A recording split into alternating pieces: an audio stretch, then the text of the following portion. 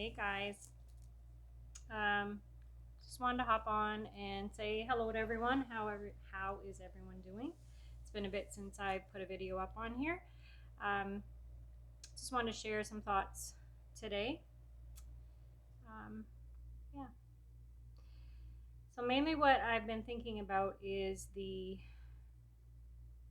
stress response. So when we go through a traumatic event or when trauma is stuck in the body, Um, we typically have three responses to that trauma, and it's fight, flight, or freeze. So fight would manifest in anxiety and in panic attacks, and freeze response would manifest itself in um, depression, the inability to just even get out of bed, um, not being able to have clear thoughts. All of those are manifestations of those responses. And what's the other one? Fight, flight, or freeze, or we flight.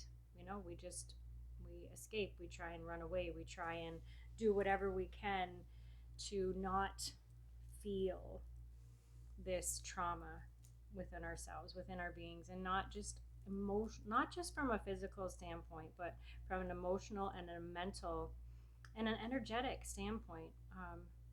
If we think of everything as being energy, when we are depleted or when we go into that freeze mode, our energy is going down. And when we are feeling that huge anxiety and that panic mode, it's too much energy and our bodies can't process it. So I was thinking today of just how my body used to manifest and show up with my traumas. And ugh, now when I look back, I'm like, oh my gosh, like, how were you managing? How were you managing your life when your body was screaming at you with all of these things? I had huge panic attacks. I spent probably my 20s and my 30s in 5 or 6 panic attacks a day, and just terrified that I'd have another one. And then I spent another decade of all these weird stomach issues, and I had like um, bladder issues and just all kinds of things, and they couldn't find anything physically wrong with me. Physically, my body was fine, but emotionally, energetically, it was not fine. It was manifesting all of this stuck crap, and I wasn't able to process it, and I didn't even know what it was. I was just have a stomach ache. What's causing the stomach ache? Take some antacid.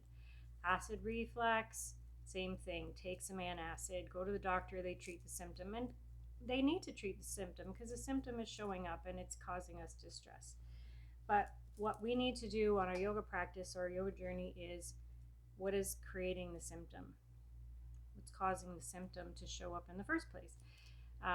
So I've learned an awful lot about trauma over the last decade and how I got to where I was, and grateful for these practices because they've allowed me to come into a space of stillness and a space where I can figure things out, make sense of it, made sense of where the trauma came from, made sense of what the trauma was.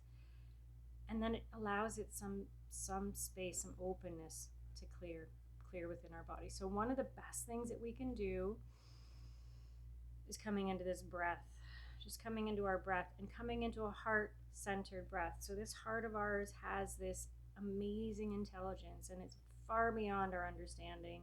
We don't need to understand it really, but we need to feel it. And we need to feel that connection with the heart. So we get caught up in the head, we get caught up in the past, thinking about the past, worrying about the future, worrying about all of these symptoms that we're feeling. So instead, just coming into this breath and coming into closing the eyes and just breathing from a heart-centered space and just paying attention to that breath. And I know sometimes, believe me, I know from personal experience, it's not easy to take a deep breath. So when you're feeling calmer, when you're not in an acute state of an anxiety attack or frustration or whatever it is, just practice being still when you're feeling a little bit calmer. Practice this breathing practice when you're feeling a little bit centered, so that when these panic attacks happen or when the anxiety starts to take over, we're training ourselves that when we come into this space, and even taking your hands, placing it on your heart space just helps. It helps to reinforce that feeling of calmness. And our hands are very healing. Our hands are very healing. So take that loving kindness and bring it towards yourself.